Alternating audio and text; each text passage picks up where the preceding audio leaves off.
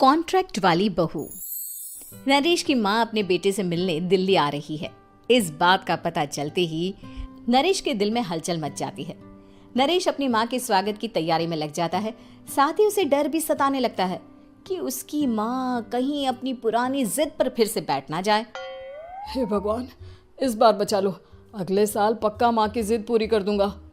तभी दरवाजे की घंटी बजती है।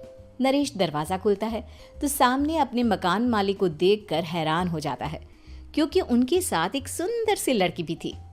अब नमस्ते अंकल, कुछ काम था, मुझे बुला लेते। आपने क्यों कष्ट किया? अरे नहीं नहीं, इसमें कष्ट कैसा, मैं तो बस तुम्हें रीना से मिलवाने आया था। आज से रीना तुम्हारे साथ इसी फ्लैट में रहेगी। अंकल, कोई लड़का फ्लैटमेट नहीं है? एक अनजान लड़की के साथ रहना मेरे लिए थोड़ा अजीब होगा। देखो नरेश, मैं तुम्हें पहले भी बता चुका हूँ कि इस फ्लैट में तुम्हें किसी ना किसी के साथ एडजस्ट करना ही होगा, या फिर तुम अकेले पूरे फ्लैट का किराया दे दो, मैं किसी को नहीं रखूंगा। नरेश अपने मकान मालिक की बात सुन के रीना के साथ रहने के लिए तैयार हो जाता है, पर अंदर ही अंदर उसे ये बात खाने लगती है कि वो अपनी माँ को क्या जवाब देगा जब उसकी माँ रीना के बारे में उसे पूछेगी। दिन बीतने लगते हैं। नरेश और रीना अच्छे दोस्त भी बन जाते हैं, पर अभी भी नरेश अपनी प्रॉब्लम का सॉल्यूशन नहीं ढूंढ पाता। एक दिन नरेश बहुत परेशान सा बैठा होता है। तभी रीना उसे पूछती है, क्या हुआ नरेश, तुम काफी परेशान लग रहे हो, सब ठीक तो है ना? हाँ सब ठीक है, बस एक छोटी सी प्रॉब्लम है। वो एक्चुअली 2 दिन बाद मेरी माँ मुझसे मिलने आ रही है। अरे तो इसमें प्रॉब्लम क्या है, ये तो खुशी की बात है। हाँ रीना, बट मेरी माँ एक जिद लेकर बैठ गई है कि मैं शादी कर लूँ, पर मैं अभी इस चीज़ के लिए तैयार नहीं हूँ। ऊपर से जब वो तुम्हें देखेगी तो 100 सवाल करेगी, क्या जवाब दूंगा? अरे इसमें कोई टेंशन वाली बात नहीं है, मेरे पास ना इस प्रॉब्लम का सलूशन है, जिससे ना तुम्हें शादी करनी पड़ेगी और ना ही तुम्हारी माँ मेरे बारे में कुछ पूछेंगी। रीना की बात सुनकर नरेश सोच में डूब जाता है। वो सोचता है कि रीना खुले ख्यालों वाली लड़की है, कहीं माँ को सच बता ना दे। नरेश को सोच में डूबा देखकर रीना कहती है, अरे क्या हुआ, किस सोच में पड़ गए? डोंट वरी, जैसा तुम सोच रहे हो ना वैसे कुछ भी नहीं है, मेरे पास एक प्लान है। मैं कुछ समझ नहीं पा रहा हूँ, कैसा प्लान? मैं समझाती हूँ। हम ना एक कॉन्ट्रैक्ट मैरिज कर लेते हैं। फिलहाल मेरे पास जॉब नहीं है, तो तुम इस रूम का किराया दे देना जब तक तुम्हारी माँ यहाँ रहेंगी, सिर्फ तब तक। और तुम अपनी माँ से कह देना कि मैं तुम्हारी पत्नी हूँ, इससे वो मेरे यहाँ रहने पर कोई सवाल भी नहीं करेंगी। अरे बात तुम्हारी ठीक है, पर माँ से झूठ बोलना, ना ना बाबा, मैं ये रिस्क नहीं ले सकता। कोई और आइडिया दो ना तुम। देखो मंजूर हो तो बोलो, वरना सच बता दो, मुझे कोई प्रॉब्लम नहीं है। रीना की बात सुनकर नरेश सोच में डूब जाता है। बहुत सोचने के बाद जब उसे कोई रास्ता नहीं मिलता तो वो रीना के बताए हुए रास्ते पर चलने के लिए तैयार हो जाता है। वो रीना से बात करता है और अपनी माँ की पसंद और नापसंद के बारे में बताता है। रीना भी नरेश की सभी बातों को ध्यान से सुनती है, ताकि कहीं उससे कोई गलती ना हो जाए। आखिर वो दिन भी आ जाता है जब नरेश की माँ उससे मिलने दिल्ली आ जाती है। नरेश अपनी माँ को फ्लैट पर लेकर जाता है। जैसे ही नरेश की माँ फ्लैट के अंदर जाती है, रीना उसके पैर छू लेती है। ये देखकर नरेश की माँ थोड़ी घबरा जाती है और नरेश से पूछती है, अरे बेटा नरेश, ये कौन है? माँ, ये आपकी बहू रीना है। माफ़ी चाहता हूँ, सब कुछ इतनी जल्दी में हुआ कि आपको बता ही नहीं पाया, इसलिए सोचा कि क्यों ना आपको सरप्राइज दिया जाए। अरे बेटा, मैं तो बस तेरा घर बसा हुआ देखना चाहती थी।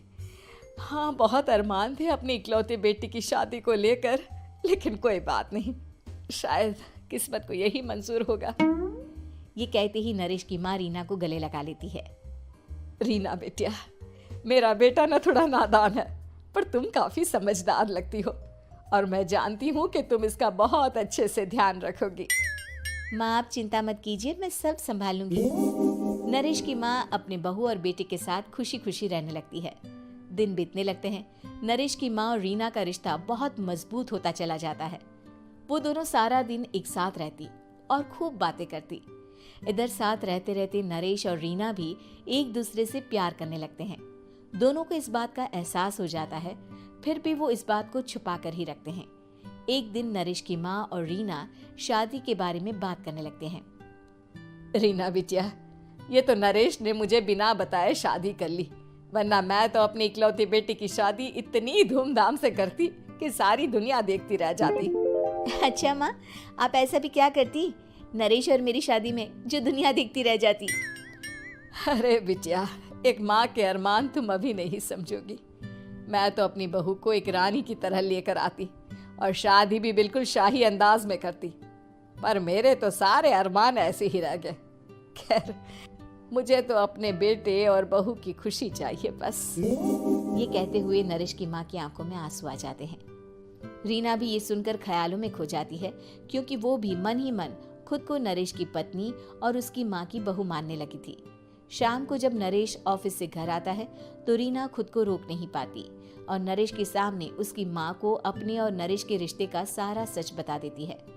रीना की बात सुनकर नरेश की माँ दोनों से बहुत नाराज हो जाती है और घर वापस जाने की बात करने लगती है। तुम दोनों ने मुझसे सच छुपाकर बहुत ठेस पहुंचाई है मुझे। अब तुम लोगों के साथ नहीं रहना चाहती मैं, कल ही वापस चली जाऊंगी अपने घर।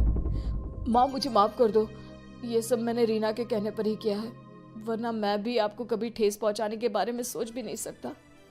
हाँ माँ, हमने ये सिर्फ आपका दिल रखने के लिए किया, प्लीज हम दोनों को माफ कर दीजिए। तुम दोनों ने मेरे अरमानों के साथ खिलवाड़ किया है, और वैसे भी मुझे अपने बेटे के लिए एक अच्छी लड़की ढूंढनी है, इसलिए मेरा यहाँ से जाना ही बेहतर होगा। माँ की ये बात सुनकर रीना खुद को रोक नहीं पाती। माँ, क्या मैं आपके घर की बहू बनने लायक नहीं हूँ? रीना की बात सुनकर नरेश हैरान रह जाता है। नरेश की माँ भी कुछ समझ नहीं पाती। मैं कुछ समझी नहीं, आखिर तुम कहना क्या चाहती हो? माँ, मैं वो नरेश से बहुत प्यार करती हूँ और साथ ही साथ मैं आपको भी अपनी माँ मान बैठी हूँ। आज जब आपकी बातें सुनी तो खुद को रोक नहीं पाई, इसलिए सारा सच आपको बता दिया। रीना की बात सुनकर नरेश की माँ की आंखों में आंसू आ जाते हैं और वो अपने बेटे नरेश और रीना को गले लगा लेती है। मेरे घर की बहू तो सिर्फ रीना बिटिया ही बनेगी। मैं आज ही तुम दोनों की शादी की तारीख निकलवा दूंगी, बस एक बार तुम्हारे घर वाले मान जाए। उसी दिन रीना के माता पिता भी उनके फ्लैट पर आ जाते हैं। दोनों परिवार आपस में बैठकर बातें करते हैं और शादी के लिए राजी हो जाते हैं। रीना भी कॉन्ट्रैक्ट फाड़ देती है और कहती है, सही मायने में मैं अब बहू बनूंगी, अब तक तो सिर्फ कॉन्ट्रैक्ट वाली बहू थी।